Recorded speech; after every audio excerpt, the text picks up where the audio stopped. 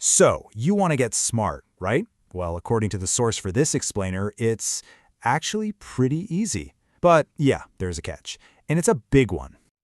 Okay, but first, a little warning. You know that traditional path that promises you'll be brilliant? Well, as our source kind of jokes, after all that time in school, what you actually become is homeless. It's funny, but it's also a pretty sharp critique of the way we've been told to do things. And the critique is, well, it's pretty simple. We're all told the formula, right? 12 years of school, another 4 for college, maybe 6 more for grad school. That's a huge chunk of your life, not to mention your money, and it doesn't always pay off the way you think it will. So if that super long, super expensive path isn't the answer, then what is? It kind of makes you wonder, maybe the whole problem is how we're defining smart to begin with. And this is where it gets really interesting, because look at the disconnect here. On one side, you've got what you're told to do, school, college, grad school. But on the other side, that's what we actually want, isn't it? Useful skills that, make you money, being good at solving actual problems, and just being able to hold your own and get some respect in a conversation. Those two lists, they don't always match up. All right, so if the old school path is kind of broken, where do you look? Well, obviously, the internet. It's just full of advice on so-called brain hacks. But come on, do any of those things really work? I mean, you've seen these lists a million times. Eat more blueberries, drink black coffee, listen to classical music. And look, none of that stuff is bad for you, but the source here says it's totally missing the point. At some point, you've got to, actually learn something.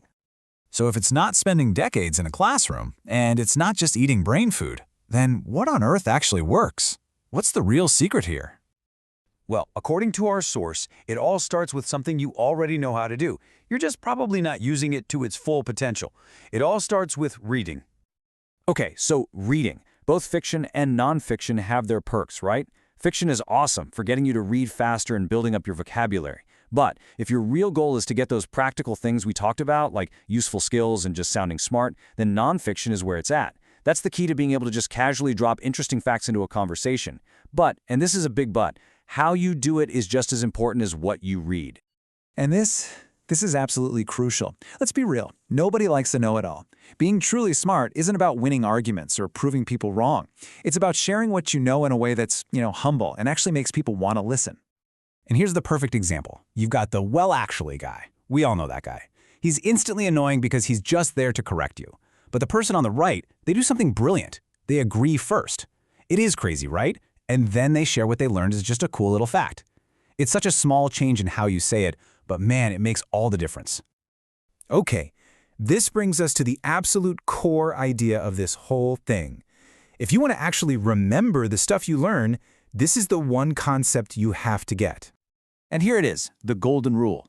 Your brain is basically a super efficient machine. If you learn something, but you never ever use it, your brain just goes, nope, this is useless junk, and hits delete to save space. Simple as that. You have to give your brain a reason to hang on to the information. Just think about it like this. You could watch 100 videos on how to tie a tie, but until you actually have a tie in your hands and you're fumbling with the knot yourself, that knowledge just isn't going to stick. It's the exact same thing with reading. You read a chapter about how to organize your room. The best way to make it stick is to get up and actually organize your room. The action locks in the knowledge. Okay, but what about stuff you can't just go out and practice right away? Like, say, jump-starting a car. This is where it gets really, really clever. So first, you read up on it, you understand the theory. If you can, go practice on a real car. But if you can't, you imagine it. Seriously, close your eyes and walk through the entire process in your head, step by step. By doing that, you're essentially tricking your brain into thinking you've already used the information, which makes it way more likely to stick around. So once you really get this use it or lose it idea, you start seeing it absolutely everywhere. In fact, it's the secret engine that's been powering our entire education system all along. I mean, think about it. Why do we even have tests and exams? It's because, let's face it, you're probably not going to need to name the parts of a human cell while you're ordering a coffee. So what does a teacher do? They create a totally imaginary high-stakes situation, a test, where that information suddenly becomes super, super useful. It's a way to force your brain to actually care enough to remember it. And that's the key takeaway here. Methods like just rereading your notes over and over, that's passive. But answering a practice question, that actively simulates the exact moment you'll need to pull that information out of your head and use it. For your brain, it's the absolute best kind of practice. Which leads us to a, a pretty surprising conclusion.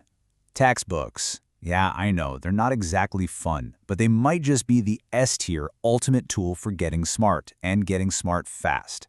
And why is that? Because they're built around this exact principle. They give you a chunk of pure information and then immediately hit you with practice questions that force you to use it. It's the whole system in one package.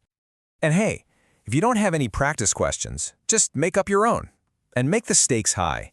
The source has this hilarious idea. Pretend you're hanging off a cliff by one arm, and the only way you'll be saved is if you can name all the parts of a human cell. Now that's going to get your brain to pay attention. So really the whole process is incredibly simple. You read something to learn a useful skill, and then you immediately find a way to use it, even if you're just using it in your imagination. That creates this powerful learning loop that makes knowledge actually stick. So the only real question left is, what's the first thing you're going to go learn and use?